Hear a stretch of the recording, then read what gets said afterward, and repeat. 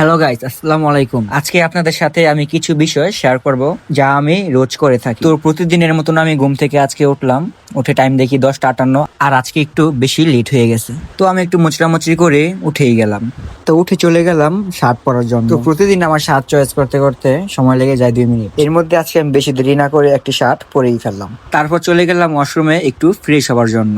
তো ব্রাশটি হাতে নিয়ে পেস্ট নেওয়ার সময় দেখলাম যে পেস্টের প্যাকেট খালি পড়ে রয়েছে। তো এখন আর কি করার, চলে গেলাম পেস্টের প্যাকেটটি নিয়ে এটাকে অপারেশন করতে। তো আপনারা হয়তো এতক্ষণে বুঝিয়ে গেছেন এটা নিয়ে আমি কি করতে চাচ্ছি, কারণ আমরা বাঙালি। তো অপারেশনটি করতে আমি হাতে নিয়ে নিলাম একটি চাকু। তো আমি এতক্ষণ অপারেশনটি শুরু করে দিছি, দেখা যাক এই রেজাল্টটি কি বের হয়। তো আমার অপারেশনটি করা শেষ। তো এর মধ্যে আমার ব্রাশটি গুতাগুতি করে একটু পেস্ট নিয়েই নিলাম, তার মানে অপারেশনটিতে আমি সাকসেস হয়েছি। আর সবার কাছে আমার একটি রিকোয়েস্ট থাকবে, আমার ভিডিও যাদের কাছে ভালো লাগে তারা অবশ্যই একটি লাইক, কমেন্ট এবং শেয়ার করে দিবেন। তো ফ্রেশ হয়ে চলে গেলাম একটু মুখে সুনো পাউডার দিতে। আর আমিও আপনাদের মতোই ফেয়ার অ্যান্ড লাভলি সুনো ব্যবহার করি, কিন্তু সেটা মাঝে মাঝে। আর দেখতেই পাচ্ছেন আমি কিন্তু বেশি সুনো ব্যবহার করিনি। এতক্ষণ অন্ধকারে ছিলাম তাই আমাকে অনেক কালা দেখাচ্ছিল, তাই এখন আলোতে আসলাম, এখন একটু ব্রাইট দেখাচ্ছে আমাকে। আর এটাই ফেয়ার অ্যান্ড লাভলি পাওয়ার।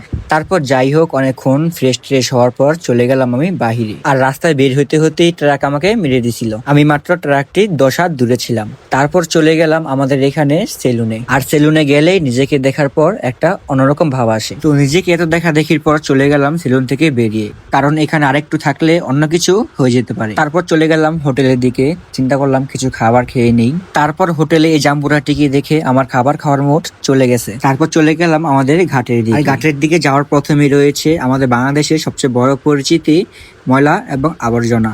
আর কুকুরগুলা তা খুব মজা করে খাচ্ছিল। আর এদিকে রাস্তায় প্রচন্ড রোদ এবং গরমের কারণে চলে গেলাম আমি একটি সাওয়ার মধ্যে, কারণ গাম বের হলে আমার মুখের চুনগুলা সব চলে যাবে।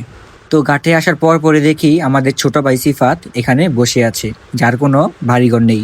আর ছোট ভাই বলতে সে আমাদের বন্ধুই, কিন্তু হাইটে একটু ছোট। তো চলে গেলাম দোকানের ভিতরে চা অর্ডার দিয়ে। চা হতে আমি পিচ্ছিটির সাথে কিছু দুষ্টামি ফাজলামি করি।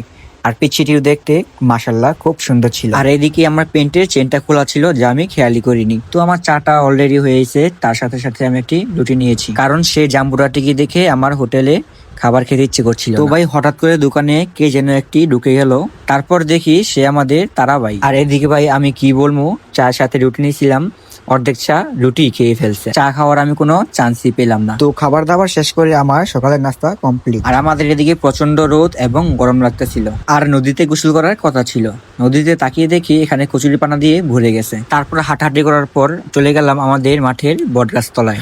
আর এখানে কেউই ছিল না, তাই বন্ধুদের ফোন দিয়ে বললাম যে বটগাছ তলায় আসতে। তো ওরা আস্তে আস্তে আমি আর সিফাত বসে আড্ডা দিচ্ছিলাম এবং গান শুনতেছিলাম। আর নদীর এপার ওপার প্রকৃতির দৃশ্যটা খুব সুন্দর ছিল, তাই একটু জুমটুম বাড়িয়ে দিলাম। তারপর ওইদিকে তাকিয়ে দেখলাম আমাদের সুন্দরী বন্ধু আসিফ চলে আসলো। তারপর আমরা সবাই এখানে আড্ডা দিলাম, কথাবার্তা বললাম এবং গান শুনলাম।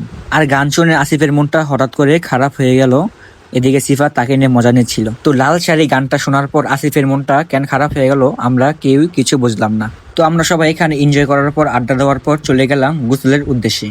তো গোসল করতে আসার পর দেখি এখানে অনেকেই গোসল করতেছে, কিন্তু নদীর পানি অনেকটা ঘোলা এবং কালো ছিল বলে আমার আর গোসল করতে ইচ্ছে করলো না। তারপর ওইসব না মেনে সিফাত চলে গেল গোসলের জন্য, আর আমি আসিফ আর সাইমন চলে গেলাম বাসার দিকে। তো আজকে আমার ভিডিওটি এই পর্যন্তই থাকবে, দেখা হবে আপনাদের সাথে আমার নেক্সট ভিডিওতে। আর ভিডিওটি ভালো লেগে থাকলে অবশ্যই লাইক, কমেন্ট এবং শেয়ার করে দিবেন। সবাইকে অসংখ্য ধন্যবাদ এতক্ষণ পাশে থাকার জন্য।